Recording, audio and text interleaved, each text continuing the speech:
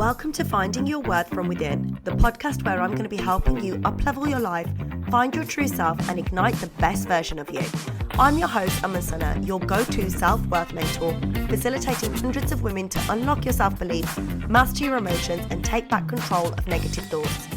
We're going to be covering everything self-worth for South Asian women, how to ditch your self-doubt, kick other people's judgment to the curb, and learn how to finally use your voice clearly and with confidence. With the practical tools and spiritual teachings that I give you in this podcast, don't be surprised when this magic begins to massively elevate your life. So whether you're going for a walk, driving home, or listening with a cup of coffee, let's get stuck in. Hello and welcome to today's episode. Today we are talking about that harsh inner voice in your head that runs your thoughts. Yes, your inner mean girl. We all know her, we all have her, and she is the Regina George of our brain, right? This is the voice that tells you you're not good enough, the one that doesn't give you a chance to put yourself first, doesn't let you speak because your opinions don't matter, and tells you that you're not capable. But I'm here today to tell you that she's lying to you. It's not true. She's just being a mean girl. And I know this because I believed her once too. In fact, she still pops up for me. She still comes and visits. But I've learned how to shut her down now. And I'm going to share with you today how to do that. Now, when we talk about the harsh inner voice, it's not something that once we've worked on is going to go away. It's always going to be there. There's always going to be something that crops up because there's a new level, there's a new thing, a new situation that you're working towards. So these thoughts are always going to crop up, and they crop up for a reason. So they crop up for a few reasons, which I'll go into shortly. But it's all about knowing how to manage these thoughts. So sometimes your ego looks for negative thoughts because it's calm around. So if you're used to running quite a stressful or a lot of chaos in your life and there's calm, then your mind is going to look for negative things to throw at you so that the chaos can begin again. Your ego, which lives in your subconscious, is going to feel slightly uncomfortable because it's going to be like, hang on, we're used to so much stress, so much chaos. What's going on here? Let's cause some drama. Let's get her to look for the little things, literally like the mean girl, right? Mean girls don't like calm and peace. Mean girls love drama.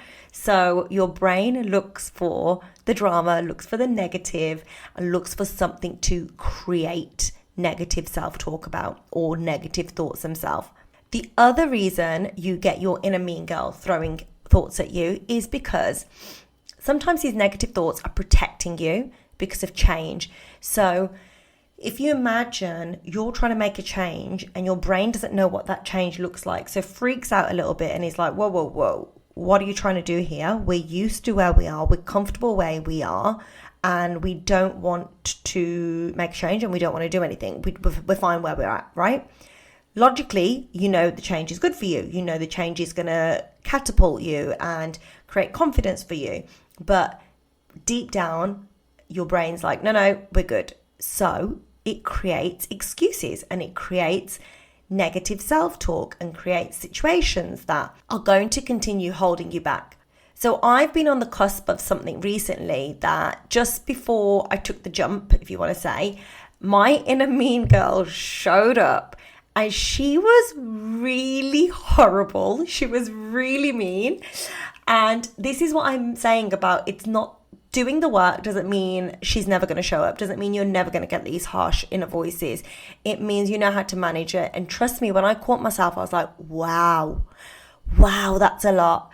And I think it was because I had both calm and peace going on. And it was a little bit like, oh, this is interesting. It's calm, it's peace, it's happy. Like, are we going to flow with this? Or is there any drama anywhere? Do I need to create a problem? Like my brain was kind of doing that in the background.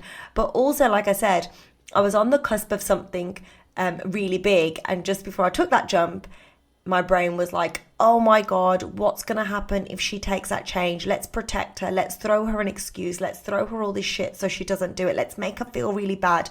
So when I say my inner mean girl showed up with these harsh voices, these were voices that I don't think I've heard, or thoughts that I don't think have been around for years. So straight away they felt alien to me, and I was like, whoa, okay, this is not how I normally think. So I recognized straight away that something's going on here. So how did I deal with this? And this is what I want you to teach you today. So this is the framework of how to deal with your inner mean girl, because she's going to show up. Let's face it, we know that. First of all, get a pen and paper and write down every harsh thing that she says to you. No filter, no sugarcoating. Write down everything, word for word if you want, bullet point it if you want, whatever it is, whatever is in your head, I want you to get it down on paper. And these are the inner voices that are coming to you, like, you're not capable of doing it, I can't believe you did that, you never get anything right, you're not good enough to do it, whatever it is coming up for you, right? Write it down on a piece of paper and bullet point it out. This really helps you to step back and see those words, because when you see those words and they're not just thoughts, it's like, whoa, okay, I'm being really harsh to myself. And you kind of look and think, I wouldn't say these words to anybody else. Why am I saying them to myself? And it's actually quite mental when you see it written down. But not only that, but once they're wrote down, you can look at them and think, these are not facts, right? These are just thoughts. And that's where the second part comes into this. So once they're written down, I want you to challenge these stories and challenge these thoughts. Almost put your detective hat on and look and think, okay, is this true? Is this thought true? Am I not good enough to do this? Am I not capable of doing this? And ask yourself, what evidence is there that this thought is true? What evidence is there?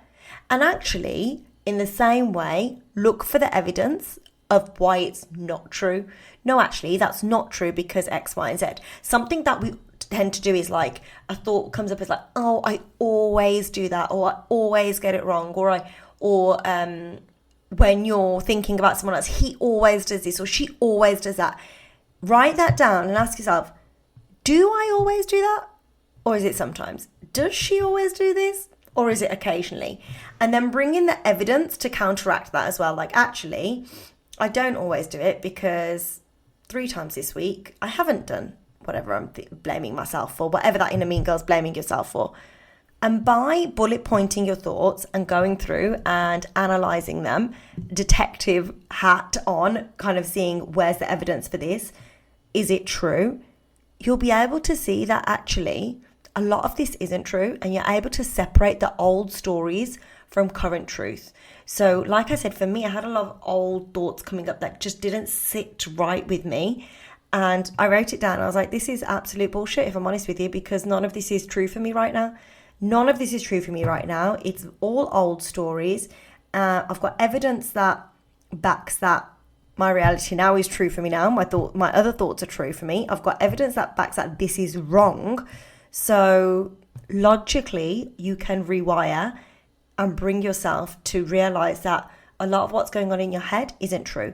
Now, the reason it is important to write it down on paper is because when you try and do this all in your mind, you can, but it becomes a little airy-fairy, and it becomes a little, there was that thought and then there was that thought, and it's a lot to manage in your own head. When you write it down on pen and paper, it's out of your head on pen and paper, because then once you're done, you can rip it up and throw it away.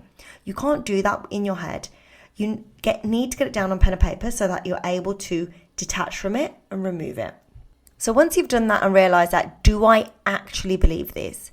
You can then reframe these thoughts with compassion, right? So you flip the script. So instead of, I'm failing at everything, I'm never good at anything, you can quite literally say, well, actually, I'm figuring it out right now. I'm working towards this. You can remind yourself and write out next to it. Once you've crossed the original thought out, you can write out next to it, every step forward is proof that I'm capable. Okay, there might be challenges, but I continue to move forward.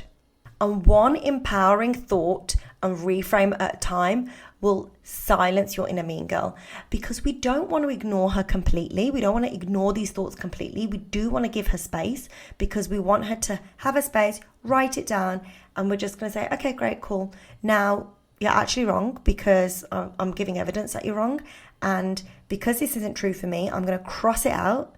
and I'm going to find something new to replace you with. And it's almost like ditching the mean girl as a friend and bringing in that nice friend that really cares for you. So that's what you're doing with the empowering thoughts. You're ditching the bitchy voice and you're bringing in a kind, compassionate, empowering friend for you to work with. Once you begin to do this, you'll notice how much lighter you're feeling and how much lighter the thoughts in your head are getting. So this is something I absolutely love. This framework is something that I just love to teach and love to share, because it is really going to get your inner mean girl to dial all the way down and bring in that empowering thoughts that you know you deserve. You absolutely know you deserve. I'm so looking forward to hearing your feedback on this when you've used it. Be sure to drop me a DM or email me to let me know how this went for you. And I look forward to hearing from you soon. Thank you so much for listening to this episode of Finding Your Worth from Within. If today's message resonated with you, it would mean the world to me if you could follow, rate, and leave a review.